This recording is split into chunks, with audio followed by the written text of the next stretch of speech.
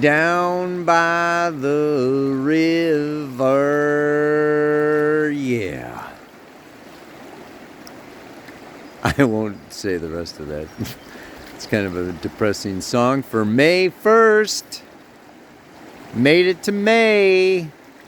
The merry, merry month of May happening down at the river, baby. It's the Pele report. Let's see what's going on out there. We got the moon in Aquarius, the water bearer. Water bearer until tomorrow. Goes into Pisces. And bumps into Saturn, bumps into Neptune. I mean, we kind of know the story by now. And I mean, this is the... I'm reading the Sabian symbol for the third quarter square moon. Okay, from Aquarius to Taurus. Sun down there in Taurus. We got a fixed square going on here. And it is today. Today. 11 degrees, 35 minutes of Aquarius. We'll see what that's about. And then, you know, it's right, that third quarter square, you know, moves on into balsamic. By next Wednesday, we have a new moon happening. So we'll just, the wheels keep turning. I mean, life keeps changing. It all keeps going on. Let's look to the stars for a little bit of guidance for this week. What else is happening? Venus is breaking away 90 degrees square from Pluto, Aquarius to Taurus once again. And yeah, this is the 90 degree square. That is exact today, as Pluto is just hanging out, just sitting there, turns retrograde at the 3rd degree of Aquarius. Pluto's going to go retrograde for, you know, just about 6 months or so now. So, so much for all of those direct planets, and moving forward now they're going to be starting to go retrograde after Pluto, then Saturn, then Neptune. It's all going to go backwards on us. Yeah. Oh man. Friday, moon hits Saturn. Saturday, she hits Neptune and then goes into Aries to hit Mars. The other thing that I wanted to talk about today, though, is Black Moon Lilith. Black Moon Lilith is going to exactly conjunct the south node of the moon over there in Libra. You know, everything is between, you know, basically Taurus and Aquarius, except Lilith. She's opposing the whole gang. So I want to look into that a little bit. That's a very interesting, conjunction happening over there. So it's at 15 degrees, 24 minutes of Libra. If I got time, I'll read that too. But I'd like to just sit here and watch the river flow. All right, let me look at the camera. All right, you out there.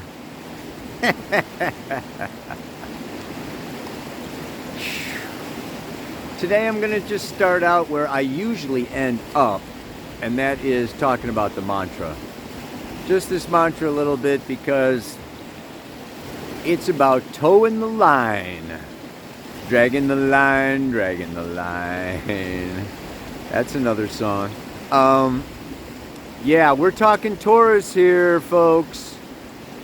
We've got even Jupiter Uranus, okay, which is changing, revelations is still happening in Taurus. The sun happening in Taurus. Venus breaking away from Pluto in the 90 degree square, still in Taurus. And Taurus is consolidate, maintain, sustain, repair, hang in there, stubborn as an ox, fixed as a bull, sitting bull. So it is the second sign after Aries, all right? Aries is the beginning, and then there's the consolidation of the impulse that happens in Taurus. So let's go back a little bit, because This is also happening with what? Pluto stationing, sitting dead still, sitting Pluto, okay, over there in Aquarius. But it's also happening in context to other cycles, greater cycles. So we want to look at this. And that's what, we set intentions. When did you set intentions? The eclipse. Life is happening so fast and so much going on. It's easy to just kind of lose track of what we're on, because we're just dealing with so much stuff these days, right? But it was only April 8th that we had, okay, the total solar eclipse. That was the time of a new moon, setting intentions. I've talked about it. And before that, it was, the lunar eclipse, letting go of the past, reflecting on the past, what needs to go, and then setting a new intention. Remember, if you watch the Pele reports, there's a theme going on here, And so that now we're at that third quarter phase into the balsamic, the final closing, finishing, ending, letting go. Okay, and, preparing for the new moon in Taurus. So this is a time of staying with it. Staying with it. Not giving up, not doubting, not falling back, not being lazy and sitting on our butts. But oh no, it's follow through. So we have April 8th was the solar eclipse. Okay, the new moon, setting intentions. If we go back before that, we've got Venus conjunct Pluto. We're going to have to talk about relationships, love and money a little bit here today. Venus at her first quarter square, breaking away from Pluto. Okay, February 17th. Okay, some stuff might have happened with your money or your love life, your relationships. And then April 8th, this new moon in Aries striking out, okay, in a new direction, saying this is, let's go here, okay.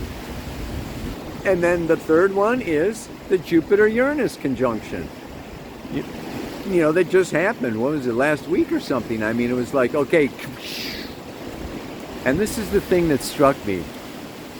I think it's cultural, or just a sign of these times, but, so many seekers are seeking revelation, illumination, enlightenment. I mean, I can speak for myself. I'm a little addicted to I want to see more. I want to know more. I want to open up. I want to, just be illuminated. And so we go after these peak experiences, and we have the peak experience. And then what?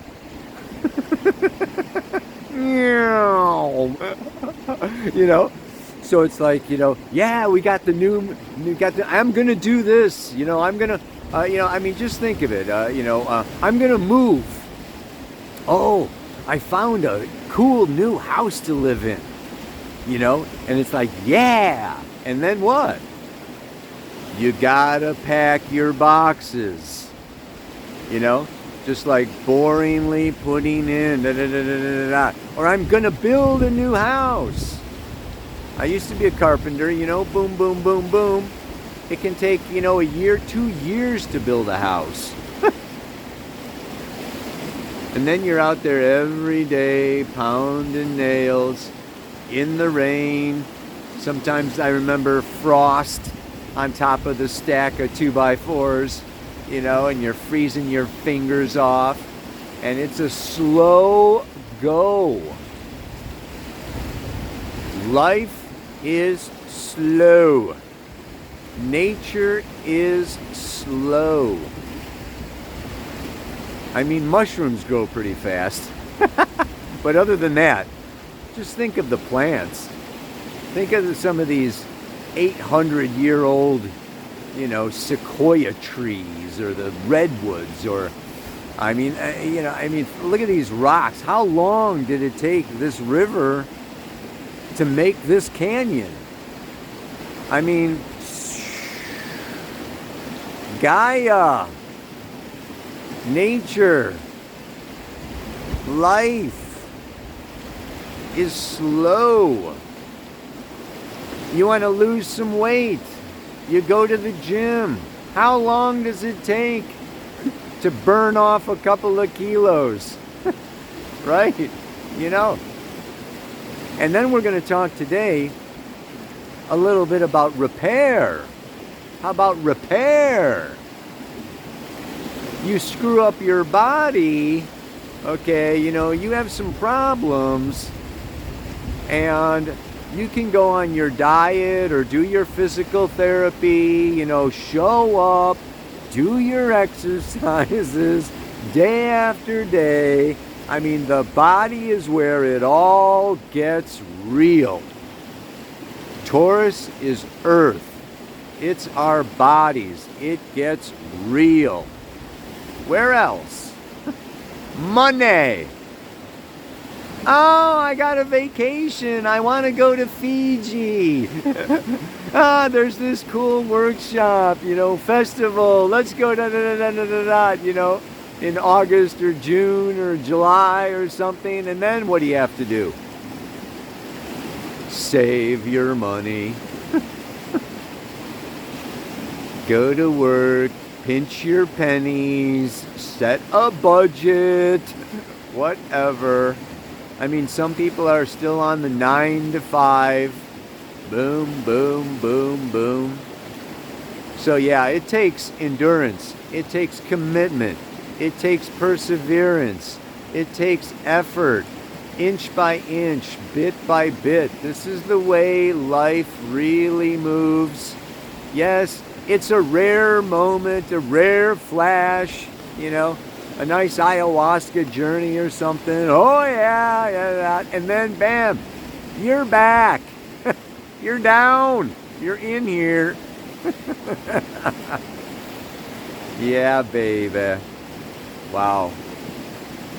So this is what Taurus is about.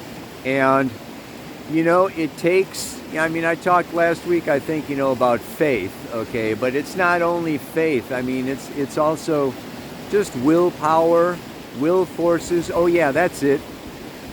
Discipline.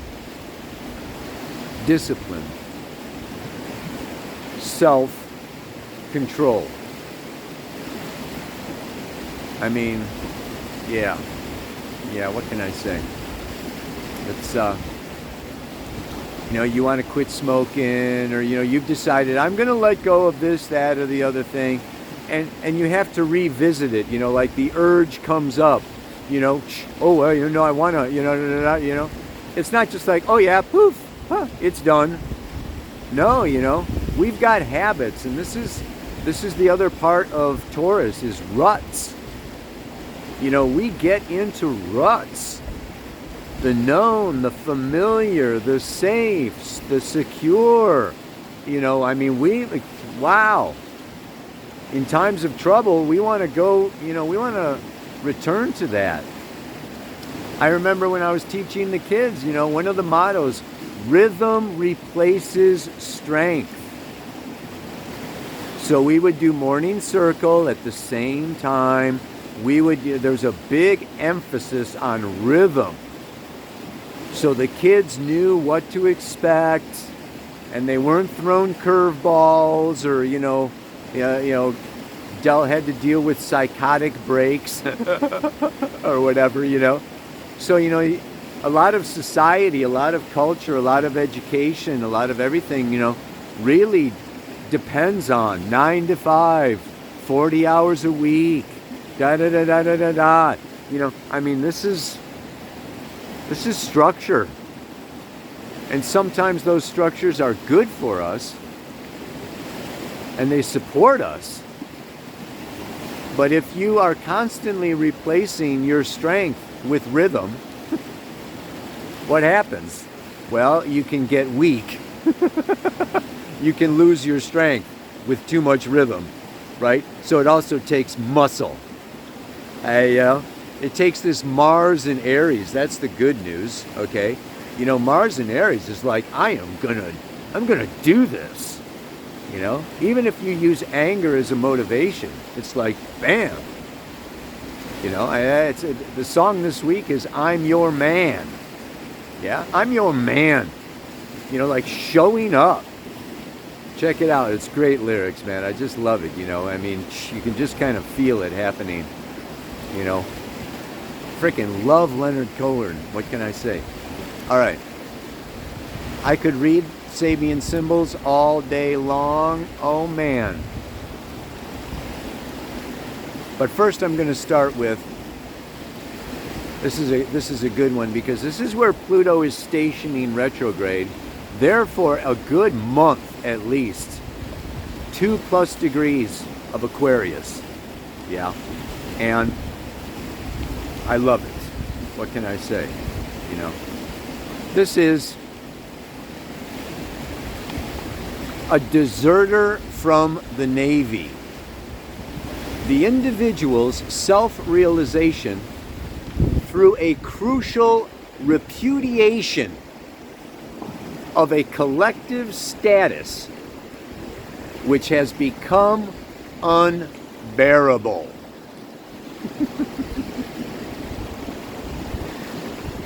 This is Pluto going into Aquarius, the revolutionary, the rebel, the future, non-attaching, breaking away from Capricorn and structures and institutions and patriarchy and whatever you want to look at it, and forging ahead new ways. The rebel. Ow! Freaking love it, baby. Anyway, I don't need to go into this whole thing, but it's just that, you know, the Navy refers to the ocean, a symbol of primordial and unconscious evolutionary forces. So that the sailor not only refuses to obey orders, he deliberately turns his back on his collective social status. He becomes an outcast. And through this decision, he may definitely individualize his consciousness. So this is the break free, this is the breakout, this is the defying, deliberately defying, going AWOL. You know, I am not going to conform, I'm not going to be normal, I'm not going to fit into your little games. No, boom. I mean, we got 20 years of this with Pluto in Aquarius. And of course, Jupiter, Uranus rules Aquarius. This is a theme happening here. North Node in Aries, Mars in Aries. This is, you know what? I've got to be me. I've got to get in touch with, I've got to tap into my truth, my source, my priorities, my values. I've got to anchor myself in myself. I'm going to come back to that with Venus-Pluto, the Venus-Pluto square, right? What's this other one here? Okay, well, talking about Venus, talking about Pluto, let's look at these relationships, because Black Moon Lilith, you know, back and forth, you know, through Libra for a couple of months now. She's going to be going back and forth, but she hits that south node of the moon, K2, the dark force, the past, the bottomless pit. Okay, and here we have the shadow force. So let's talk a little bit about Venus and Venus-Pluto, because what happens with Venus-Pluto, and what could have happened with, you know, back in February, the middle of February, think of when Venus conjuncted Pluto, it was a time to transform our relationships. But guess what? We don't transform our relationships. We transform ourselves. And the relationship transforms, right? This is the whole message of Venus-Pluto contacts. Because Venus rules both Taurus and Libra. She's very strong now in Taurus, okay? And it's about self-love. You cannot love fully or fully be loved until you love yourself, because your relationships are a mirror of your relationship to yourself. And Venus-Pluto people, Venus in Scorpio, Venus-Pluto contacts, you know, Pluto in the 7th, Pluto in Libra. You get this, you know, this is where shadow comes up, because, you know, these people can seek their meaning in relationship, in outside entities, people, institutions. Give me a sense of meaning. You know, give me myself. Tell me who I am. You know, reveal, you know, I want you to reveal me to myself. I mean, it is like, and it can get manipulative, it can get, you know, and it can also go both ways. You know, Pluto, you know, deals with, you know, extreme magnetism. So these people can also be attracted to and attract other people who are manipulative, who are controlling, who are deep and intense, right? And, you know, again, tear this person up. You know, I mean, this person is ideally, evolutionarily wanting to tear themselves up and get deeper down into their core.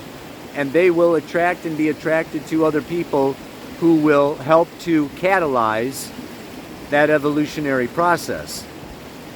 Yeah? So this is a time of transforming relationships. Now Pluto is breaking away. We have the 90 degree.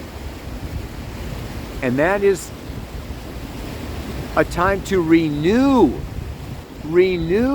our effort to stand alone, to be self-sufficient, to provide our own sense of meaning, our own sense of security, our own financial support, our own. I mean, this is the message we've been getting for a while.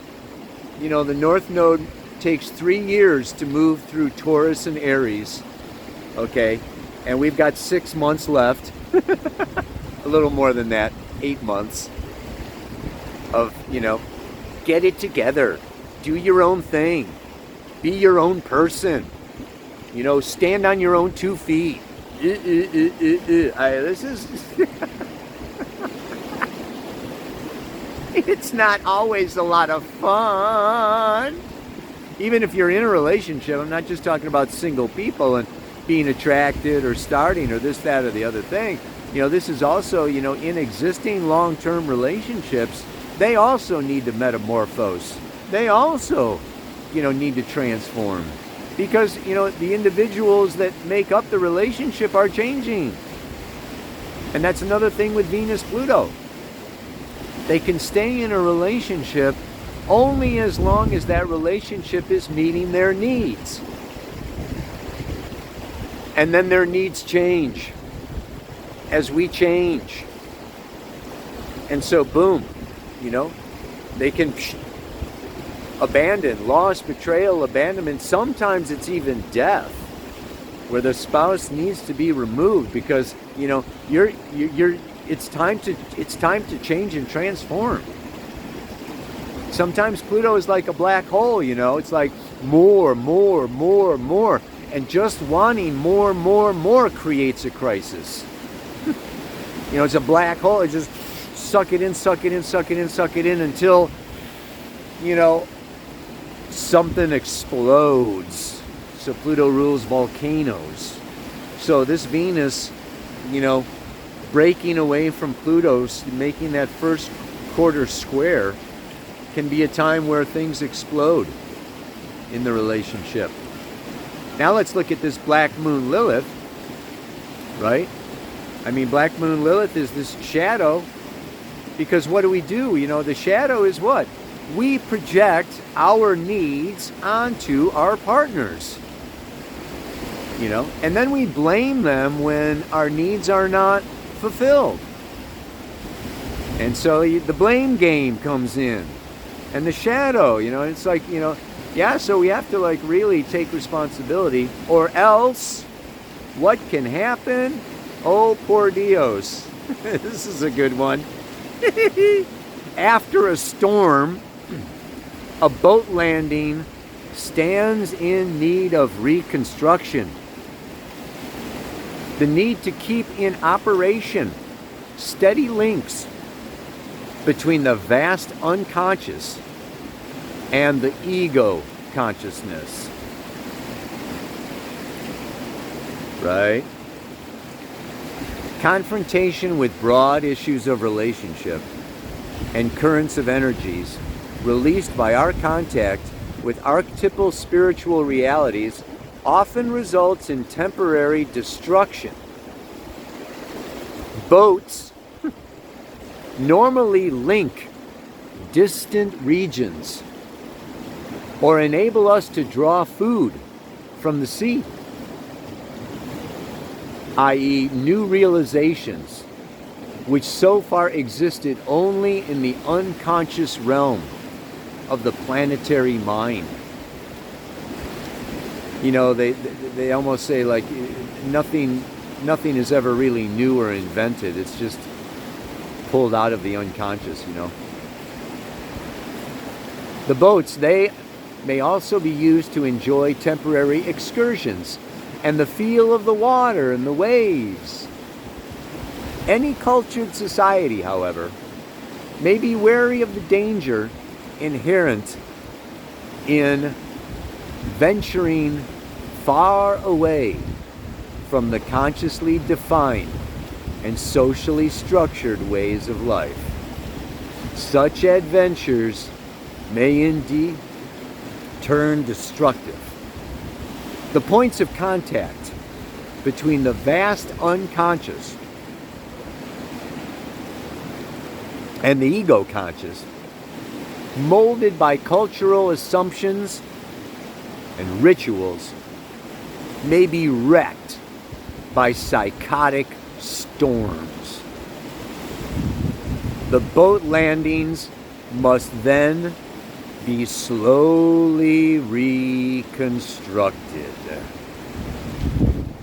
This brings to us vividly the realization that whatever we build in order to venture away from solidly individualized and conscious bases of operation is likely to be damaged by as yet unfamiliar cosmic forces. The tenuous link between two realms constantly needs repair.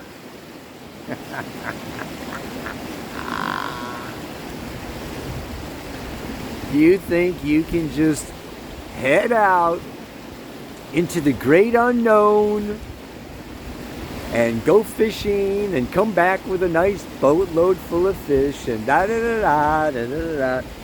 Come on, man. It's stormy out there on the sea of the collective unconscious. It's scary. Cosmic forces as yet unknown, unfamiliar, going into, the deep, dark Amazon or the jungle with the snakes and the spiders and the headhunters and cut it out. You leave safety behind. Evolution, if you think about it, venturing forward to grow and expand is leaving behind the safety. I just watched an episode of 1883 last night, you know? I mean, it's just like, you know, the Wild West, the plains. You know, people just getting shot up and killed and trampled, and oh my God, it's horrendous. You know, any settlers, you know, have to deal with, you know, nature herself can be extremely cruel. So again, we come back to this Taurus. We come back to today's mantra, this week's mantra. We come back to, you got to be tough. Bulls are tough. They got to toughen up. Yeah? Leather. Rawhide. Woo! And like it also says about there, it's like repair. It's not just, how can I say, you know, like you set an intention, I want to go on vacation, or I want to move, or I want to, you know, get strong again, or I want to da-da-da-da-da, and then you have to work towards that. No. That, it would be nice if life was always expanding and going forward, and, you know, but it's not. It's one step forward, 2 steps back. No, 2 steps forward, 1 step back. It depends on your transits, but the boat landing needs repair. Our relationships can need repair. You can, you know, open mouth, insert foot, say the wrong thing, do the wrong thing, hurt somebody. Right? You know, do something stupid or shameful or whatever, you know? And then it's like, we can damage our bodies, we can damage our reputations, we can damage our relation. I mean, we can damage just about anything.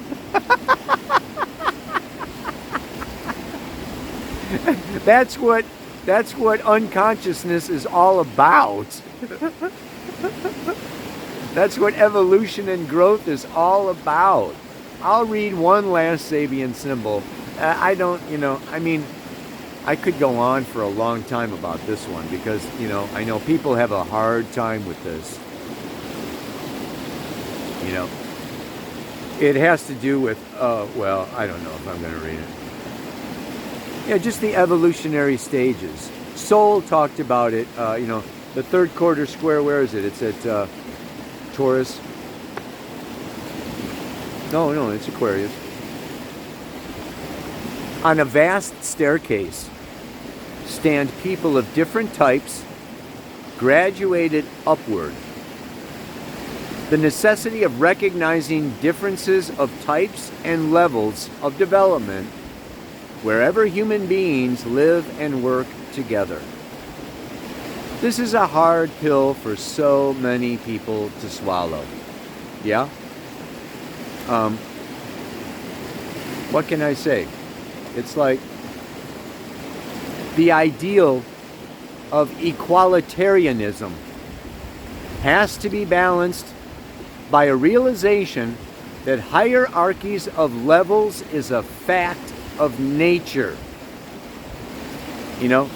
And, you know, people disagree with, you know, evolutionary astrology. I teach the evolutionary stages of the consensus and the individuated and the spiritual. And I get a lot of flack. You know, people are like, oh, no, that's, you know, that's terrible. That's terrible. That's a superiority, and, you know, that's a da-da-da-da. Like, you know, you think you're better, or people think they're better if they're higher up on the evolutionary ladder. And da-da-da-da-da-da-da. And, you know, it's just, I'm sorry, but look around. Look at nature. Hierarchies exist. Look at the food chain. Okay? You know, this eats that, and that eats that, and then that gets eaten by that, and that gets eaten by that. Ba, ba, ba, ba, ba. It's a hierarchy. This does not mean that we are not equal as soul spirit beings. We are each individual rays of light from the sun. And every ray of light is a ray of light. Boom. We have a spark of the essential within us. And we've landed on the school of planet Earth. And it takes time to understand gravity. It takes time. I mean, just there's grades of school. First grade, second grade, third grade, fourth grade, everywhere. We are surrounded, okay, with levels, with stairs of gradation. This does not mean that the boss is better than the employee. They may be more experienced. They may have more money. They may have privilege. They may have more education. They may have more this, that, or the other thing. But that does not, in the eyes of God, in the eyes of Spirit, we are all beautiful souls. I mean, is a sprout? Think of an oak tree or a rosebud. Think of a seedling, okay? Is a seedling, any better or worse than the full-grown plant? Is the seed better than the flower? I mean, the seed holds within it the flower. So, it's just all stages of unfoldment. And to deny it is to live in an illusion. Okay? To deny it and go, oh, no. I mean, that is, that's like Pisces gone south. That's just kind of like,